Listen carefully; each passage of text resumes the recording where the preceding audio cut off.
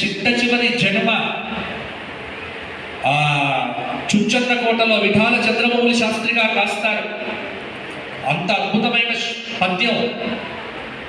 ఒక జన్మం బని ఒక్క చావనియు మాకో లెక్కయా, ఎన్ని నారక కూపంబుల తొల్లినారమో, యసారమైన ఈ సంస్కృతిన్ సుఖముంగానక, మొండివై బ్రతుకు మంచు నిర్దయా స్వాంతమై మానుదుటన్ లిఖించితివే మాతా రాజరాజేశ్వరి, మానుదుటన్ లిఖించితివే మాతా రాజరాజేశ్వరి.